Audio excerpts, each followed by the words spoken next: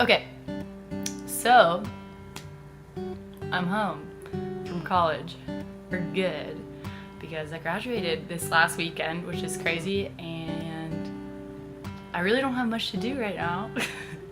I thought I could try to make a video since I've said I would for a while and it hasn't happened, so here we go. I'll just make a coming out video since I feel like that's a video topic I get asked to do a lot, and I actually am pretty officially out now, and it's probably the first time I could make a video that is like fully donezo video of coming out, so we'll just do it. I'll do like recaps of major events because I may or may not have one of the longest coming out stories I've ever personally heard. If this video is as long as my coming out story, it will be a 4-year long video. I came out to my family after my freshman year of college. Officially, we'd had some conversations kind of about it in my senior year of high school. Some things got brought up about it. The first person I told was my sister, and I just kind of told her in the car, and it was like a joke, and she just laughed and whatever. That was like really not that big a deal. My sister's super liberal, yeah, so for her it was kind of no big deal. The next person in my family I told was my mom, and I told her at like dinner, and it was kind of emotional. We cried about it a little bit. So since it was like kind of something that had already been brought up, it wasn't like this big shocking like, it was just kind of like, how is that going? And that's kind of how it got brought up with my mom. It was like how is that gay thing going? Like I kind of was like, yeah, I think that's it. Like that's pretty much, yeah, I'm gay. So that kind of was how I came out to my mom. Then my dad, I wrote him a letter, and I actually shared that letter, and it was kind of private, but I've gotten actually a lot of like great feedback from it, and I've actually had people tell me they've used that letter and like kind of like changed it up for themselves and send it to their own parents, which I think is crazy but awesome, and I'm really glad that that could help because it's pretty personal for me, but if it's helpful for someone else, I think it was worth sharing. All the reactions of my family, my sister's super nothing, like super supportive, super great. My mom was really just worried for me and wants me to have a good life, and like I think was just concerned like of my quality of life being gay. She didn't want me to have like people give me a hard time. Like she didn't want me to have to deal with like, I guess, the extra stress that does come along with being gay. Like obviously straight people don't have to worry for years about telling people their sexuality, so I think that was her main concern. I think when my dad first found out, he was really hoping that it might be a phase.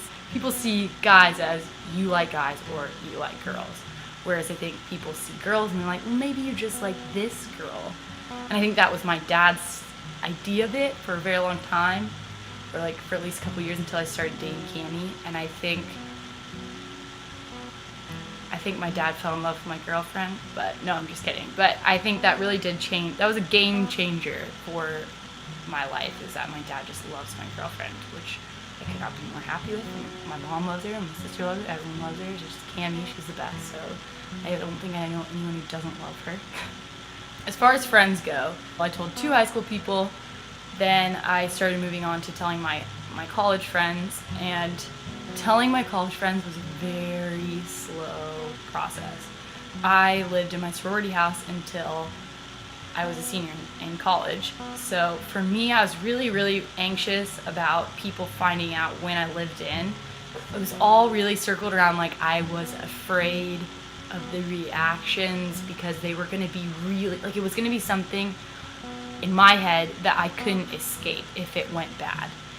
I was thinking like, if this is a bad reaction that I get, or this spreads and I have no control over it anymore, I could be in a really bad position living in the sorority house like that and like being very tied to it. That was really scary for me because I was like, what will happen? Like they could kick me out, like I could be picked on, I won't be able to get away from it if it is bad, like I'll be under a microscope. And I think that's really what was so scary to me about coming out when I lived in. I don't know, I just had a lot of like reservations about that situation, and so it really did slow down my coming out process quite a bit, because I really wanted it to stay within the people I knew me well enough that that wasn't going to be a problem. First friend I came out to was my friend Sarah, and I came out to her my sophomore year of college, the second semester. And that was the only person I told that year. My junior year, I probably told like 4 people, I think, 4 of my college friends. So 4 people in my sorority. That was slow. And so basically, the whirlwind of me coming out with more power and more like intent really just happened this senior year of college. It started with me coming out to the rest of my roommates. So that's first semester I came out to my roommates. And maybe a few other couple people along the way, just like people I felt comfortable telling. I started coming out to those people too.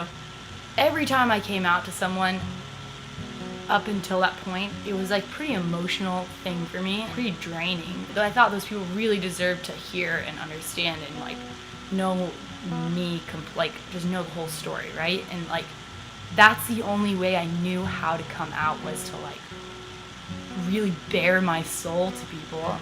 After I got those people out of the way, it was the people who were friends of mine, but I didn't think I needed to give them all of me, that I really struggled with coming out to, if that makes sense. I didn't know how to just casually come out, especially in the South, when coming out is a big deal to people, a lot of people still. That's not just something you just, oh, hey, how was your class? How was that test? Oh, and I have a girlfriend. Like, it doesn't fly like that. Not because the people have a negative reaction to it, but it's a bigger deal. Like that's a life-changing thing to people here. And it's not something that you hear every day. Like there are not a lot of super out gay and lesbian people, especially in the Greek community, which is what I was a part of. And if you're foreign, that will make no sense to you. But if you're from America, you get it. Like sorority and fraternities. There's not a whole lot of open people walking around like just, I'm gay. Like it doesn't happen. So it wasn't something I could just, I didn't know how to casually do it. Point being, I think by my second semester, it's taken up so much of my life at this point. Telling people has been such a draining thing for me, for good or bad. That's the way I did it, and I just didn't really want to do it anymore. And so I think I just sort of like started drunkenly kind of telling people here and there, like kind of making it a joke, like, hey, let me buy you a shot. Oh, by the way, I have a girlfriend, and just joking about it and being like light, right? It honestly worked out the way I was hoping. I was hoping that I would tell enough people that were not in my inner circle of friends that it would just kind of like spread. And that definitely happened. And I definitely noticed that people were knowing.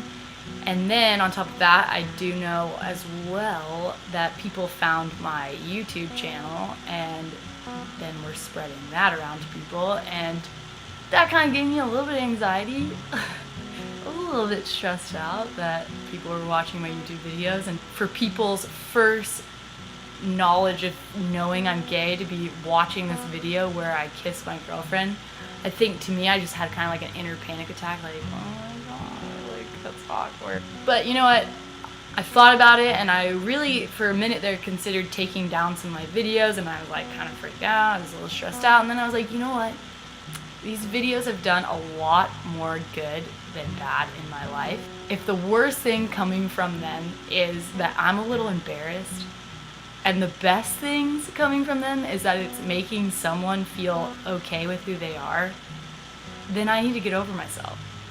I'm proud of what I've done online. I don't mean that in like a humble brag, like me talking myself up. I don't mean that at all.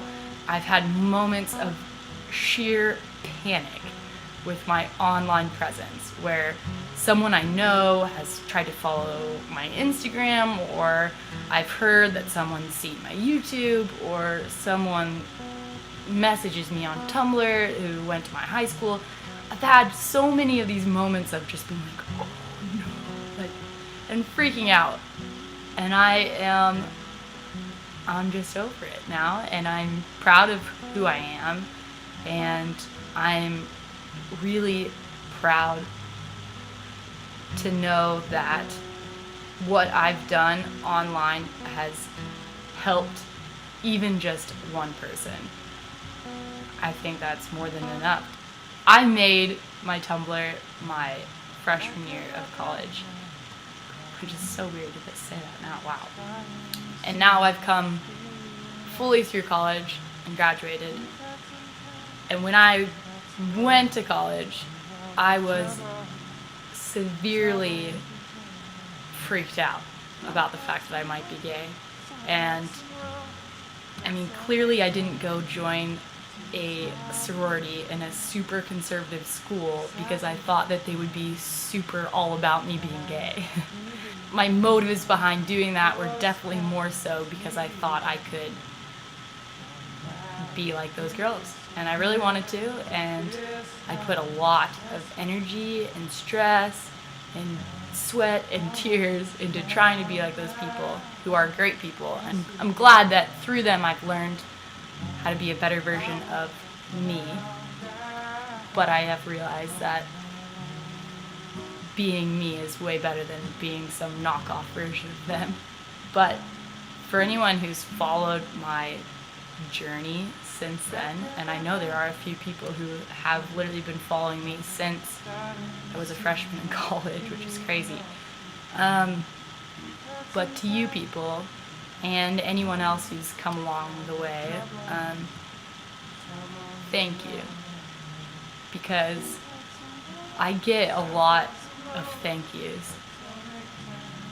And to be honest, I literally could not have done it if it weren't for the support and followers I've had on Tumblr. And that is like, I'm not trying to be cheesy or stupid or I don't know, like, that is so genuine a thing that I'm saying. I can't even begin to explain how much of my happiness I owe to this website and most importantly to the people that I found through it. So I literally could not have done it without you guys. And just to quickly also point out, if you're at a point now where you think that you will never be comfortable enough to come out, I was there. I was there, and I was there not that long ago. So you can do it. You are strong enough to deal with all the heartache that goes along the way. And if I could give you any advice on coming out, it would be, don't sell people short. Don't assume you know how someone's going to react based off of conversations you've had with them, or their religious views, or where they grew up. People will surprise you. Just keep being you. Be someone worth loving just because of who you are. And if someone chooses to stop loving you because of who you love, fuck them. They're not worth being friends with. They really aren't. And you are. And you will find lots of people who will continue to be your friend. So yeah, that's my coming out story kind of in a nutshell. I think there might be some missing parts here and there. It's a long story.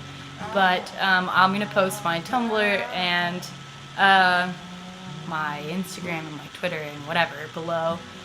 Feel free to follow those, and if you have more questions about my coming out story, you want me to fill in stuff where I left out, just message me on Tumblr and I'll try to respond. And like I said, Cammie's moving to Dallas with me for the summer. We'll be here. We've got some stuff we've got planned for you guys that I'm pretty excited about. So yeah, just follow my stuff so you can see this exciting stuff that's coming up. And okay, I'm done. Bye, guys. Thank you for helping me come out. 4 years later. You fucking did it. souber